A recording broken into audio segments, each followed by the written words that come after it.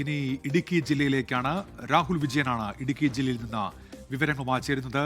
Rahul, ഹൈറേഞ്ചിലും law റേഞ്ചിലും ഒക്കെ എങ്ങനെയാണ് ആവേശം? രാഹുൽ,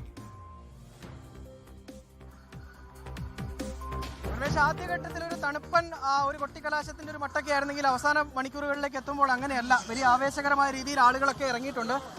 നമ്മളിപ്പോൾ നിൽക്കുന്ന തൊടുപുഴ നഗരസഭയിലാണ്. തൊടുപുഴ നഗരസഭയുടെ 2ാം വാർഡ് സ്ഥാനാർത്ഥിക്കൊപ്പമാണ് നമ്മൾ ഉള്ളതും.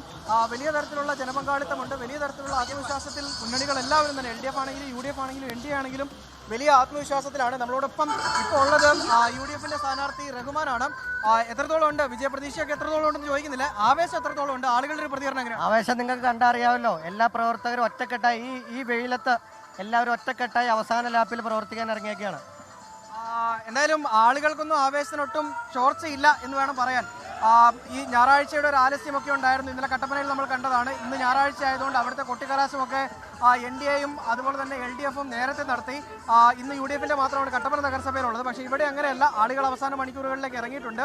വലിയ തരത്തിൽ ഭൂപ്രശ്നങ്ങൾ ഉൾപ്പെടെ ചർച്ചാ വിഷയമാക്കിക്കൊണ്ട് അത് പ്രചരണ ആയുധമാക്കിക്കൊണ്ട് UDF മുന്നോട്ട് വന്നിരുന്ന അല്ലെങ്കിൽ പ്രചരണം നടത്തിയിരുന്ന ഒരു തെരഞ്ഞെടുപ്പ് കാലം കൂടിയാണിത്.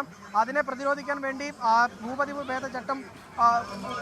ഭൂപതിവ് ചട്ട ഭേദഗതി ഉൾപ്പെടെയുള്ള കാര്യങ്ങൾ നടപ്പാക്കി എന്ന് പ്രതിരോധിച്ചുകൊണ്ടാണ് LDF രംഗത്തിറങ്ങിയത്. എന്തായാലും LDFും UDFും NDAയും ശക്തമായൊരു മത്സരം കാഴ്ചവെക്കുന്ന ഒരു ജില്ല കൂടിയാണ് ഇടുക്കി. 2020 തെരഞ്ഞെടുപ്പിൽ LDFിനൊരു മേൽക്കൈ ഉണ്ടായിരുന്നു. ആ മേൽക്കൈ ഇത്തവണ നിലനിർത്തുക, അതിന് മുമ്പുണ്ടായിരുന്ന UDFന്റെ മേൽക്കൈ തിരിച്ചു പിടിക്കുക, അതാണ് UDFന്റെ ഒരു രീതി എന്ന് പറയുന്നത്. അതുപോലെ തന്നെ ഇവിടുത്തെ ഒരു സ്ഥിരത അല്ലെങ്കിൽ അവരുടെ ഒരു സാന്നിധ്യം ഉറപ്പിക്കുക എന്നതാണ് NDAയുടെ ലക്ഷ്യം.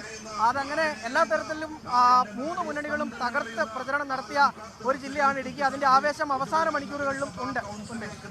ലോകത്തെവിടെയായാലും ഏത് സമയത്തും 24 വാർത്തകളും ഓഗ്മെന്റഡ് റിയാലിറ്റി പാക്കേജുകളും എക്സ്പ്ലെയിനറുകളും വിശദമായി കാണാൻ ഞങ്ങളുടെ YouTube ചാനൽ നിങ്ങൾക്ക് സബ്സ്ക്രൈബ് ചെയ്യാം.